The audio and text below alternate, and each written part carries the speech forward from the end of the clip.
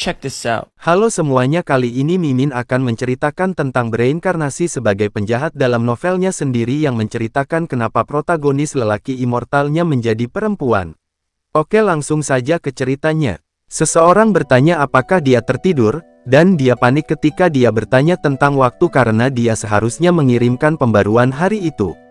Dia mengulurkan tangan untuk menemukan mouse itu, tetapi ketika dia meraihnya, seseorang berteriak. Dia bertanya-tanya bagaimana mouse itu begitu lembut dan bagaimana tidak ada tombol kiri dan kanan. Ketika seseorang memanggil dia, "Tuan," dia menyatakan bahwa dia tidak boleh mengutak-atiknya. Sambil mengeluarkan lengan, pria itu tersadar ketika dia mendengar seseorang memanggilnya, "Tuan," dan dia terkejut karenanya.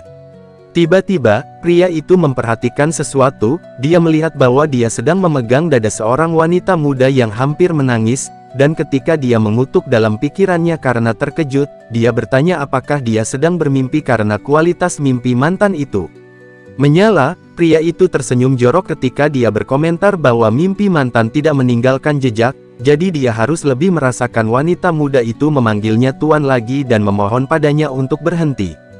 Dia sangat bingung ketika dia berseru, "Tidak, wanita muda itu lagi." Bersikeras bahwa pria itu harus menghentikannya, sementara dalam pikirannya dia berpikir bahwa jika dia melarikan diri, itu akan membuat tuannya marah dan dia mungkin akan dipukuli sampai mati. Pria itu menghentikan dirinya sendiri dan dia bergumam bahwa itu terasa terlalu nyata, jadi dia bertanya pada dirinya sendiri bagaimana mimpi itu begitu jelas. Tiba-tiba pria itu sepertinya mengenali wanita muda itu. Wanita muda itu masih berantakan ketika pria itu bertanya padanya apakah dia Chang Yuling.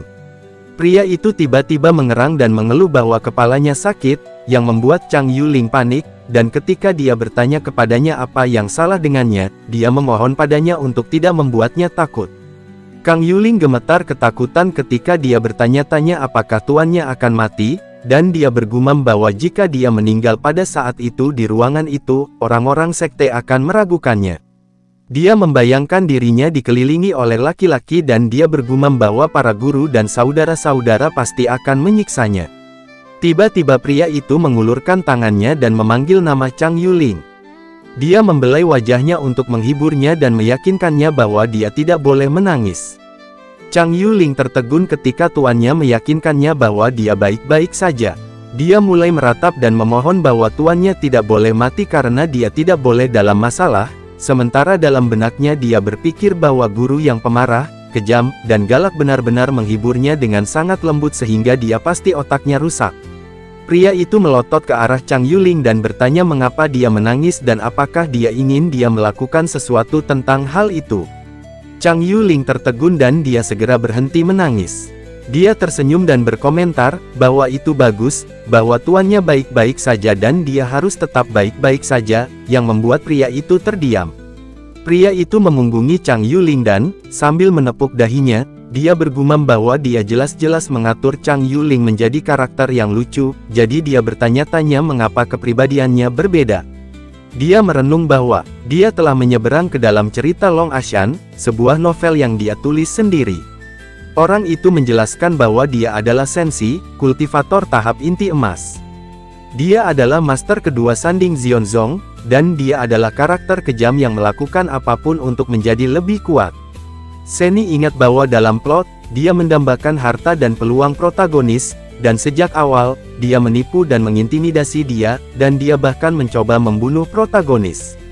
Kemudian, ketika protagonis mencapai Jindan, hal pertama yang dia lakukan adalah mengalahkan Seni yang telah menyelesaikan ramuan emas. Seni menggertakkan giginya saat dia meratapi, bahwa dia sama sekali tidak berguna, hidupnya tidak lebih baik dari kematian, dan protagonis itu sangat beruntung, dan seluruh proses hanyalah rutinitas klise. Kang Yuling terkejut ketika Seni tiba-tiba menyebutkan bahwa yang lebih penting, dia menjadi bos umpan meriam pertama yang dikorbankan ke surga oleh protagonis.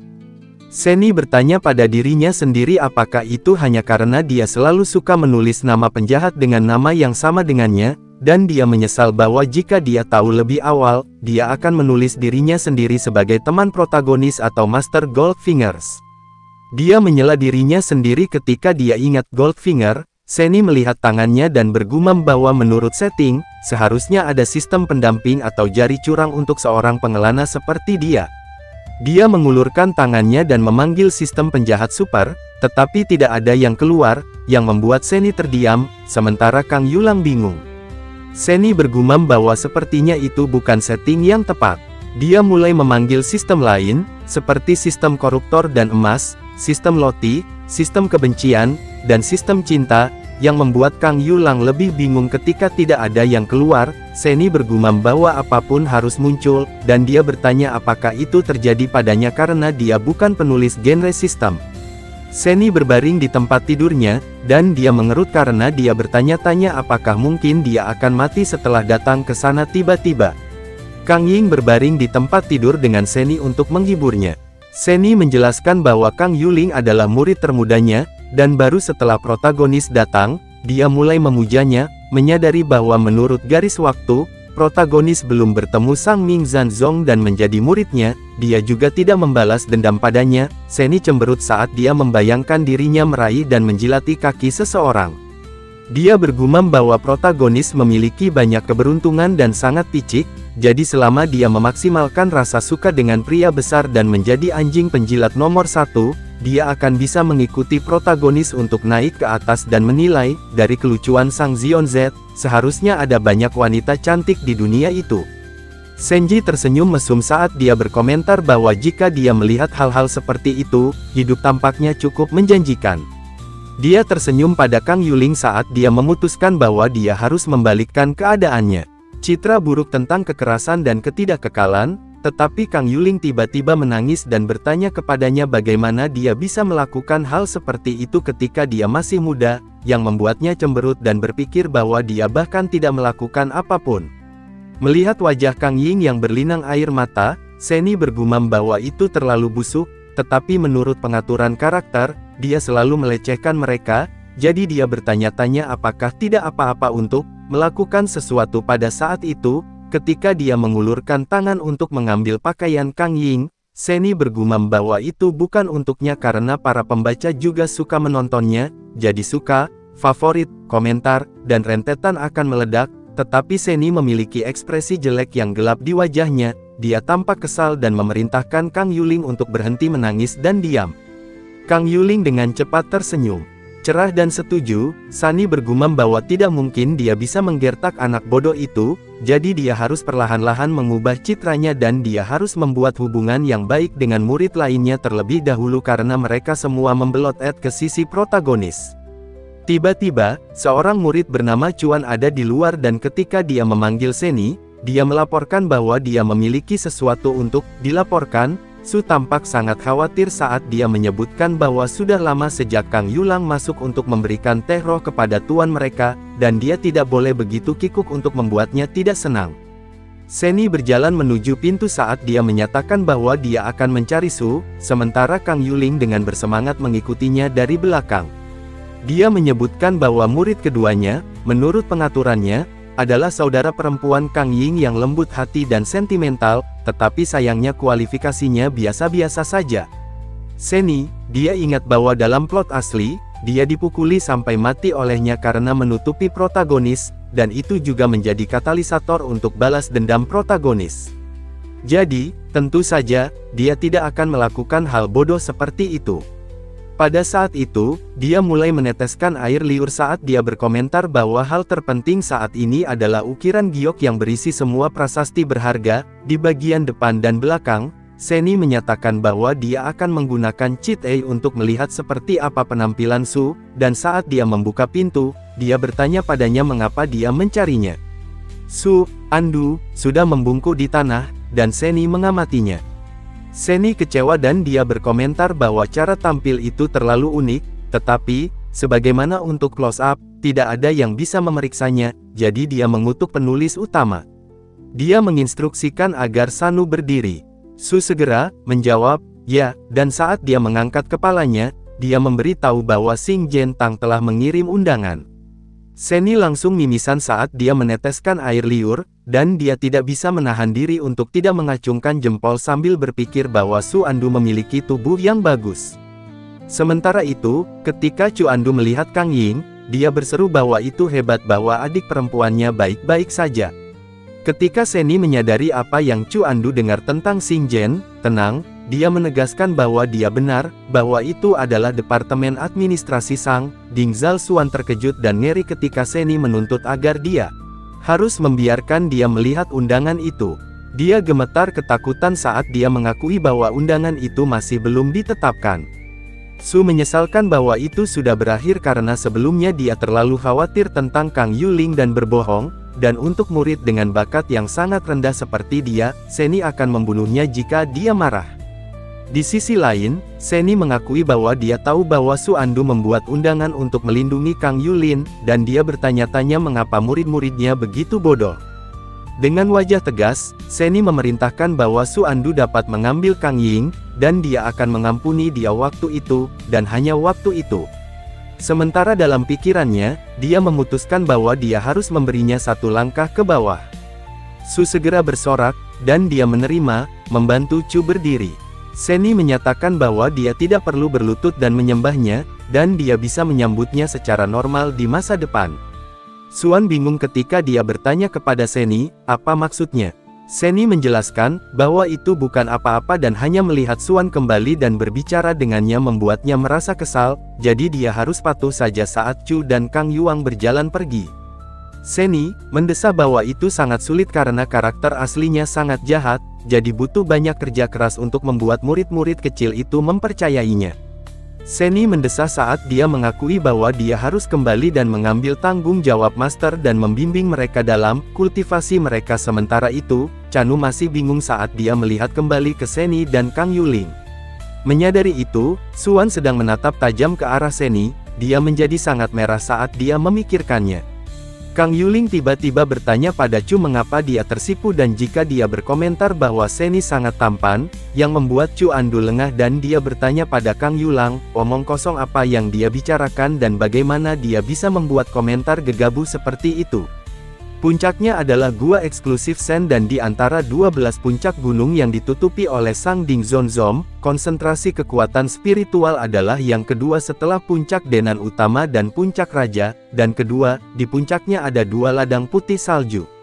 Satu adalah taman untuk ramuan Edwei yang memiliki kemampuan pengumpulan kai dan bahan-bahan yang diperlukan untuk kultivasi, sementara yang lain adalah tempat persemaian gioknya, istana yang berharga untuk terobosan dalam kultivasi, dan kedua harta karun itu semuanya dimiliki secara pribadi oleh Seni, dan bersama dengan kultivasinya di puncak inti emas, bahkan jika master, puncak lainnya cemburu, mereka tidak berani bergerak, berjalan menaiki gunung. Seni berkomentar bahwa ada edel yang bermutasi di kebunnya dan itu adalah plugin pertama protagonis, jadi belum ada yang menemukannya dan dia harus mengambilnya terlebih dahulu untuk menghindari kecelakaan lain, tetapi Seni tersenyum dan dia menegaskan bahwa plot itu semua ditulis olehnya, jadi dia mempertanyakan apa yang mungkin terjadi. Dia hendak berkomentar bahwa dia benar-benar terlalu khawatir, tetapi dia terputus.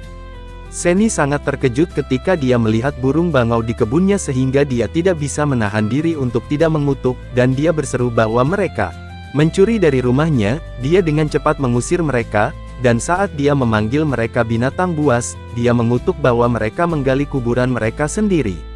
Seni sangat kesal sehingga dia melepaskan auranya, dan saat dia mempertanyakan burung bangau, apakah mereka ingin berlari saat mereka selesai.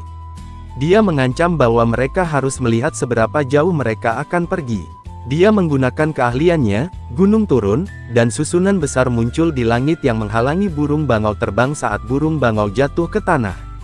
Seni menyodok tanaman herbal dengan ekspresi khawatir di wajahnya, dia bergumam bahwa mereka seharusnya tidak menggunakan plugin bayinya untuk tes sore dan bahwa burung-burung bodoh itu tidak memiliki penglihatan, dan dia mempertanyakan bagaimana murid-murid Cheshnya merawat rumah. Seni tampak sangat marah saat dia mengeluarkan alat, dan dia memerintahkan agar semua orang datang ke kebun tanaman herbal Edel. Tiba-tiba, Seni bisa melihat beberapa orang berlari menaiki tangga, tetapi ketika dia memperhatikan kecepatan mereka, dia mengeluh bahwa kebugaran fisik mereka terlalu buruk, jadi dia harus mengatur agar mereka berlari dan berlatih keesokan paginya. Beberapa saat kemudian, Chu Andu, Kang Yuling, dan murid lainnya tiba di atas, kehabisan napas, dan ketika mereka mencoba berbicara dengan Seni sambil mengatur napas, Seni menyela bahwa mereka harus berhenti dan mereka harus berbicara setelah napas mereka kembali normal. Seni berdiri di depan murid lainnya dan memerintahkan agar dia berdiri, sementara murid itu masih mengatur napas. Senshi tercengang ketika dia melihat dengan jelas wajahnya. Murid itu menjawab, "Ya," untuk Senshi dan segera berdiri. Seni bingung ketika dia menyadari bahwa itu adalah Han Zion, bakat menengah ke atas yang memiliki bakat terbaik di antara 4 rekan dengan duel akar spiritual api dan kayu, tetapi fisiknya berbeda dari orang biasa, dan dia tidak berharap untuk melihat rasa seperti itu dalam kenyataan. Dia ingat bahwa awalnya Hanzan digunakan sebagai alat yang menyoroti kebrutalan Sen, dan dia tidak mengajarinya latihan apapun. Namun, dia tidak terlalu banyak mengeluh karena dia teliti dan menangani tugas dengan tertib. Han Zanbi bingung ketika Seni berpaling, tidak menyadari bahwa hidungnya berdarah dan bahwa dia berkomentar bahwa sosoknya adalah satu-satunya, jadi karakter dan bakatnya harus benar-benar dikembangkan.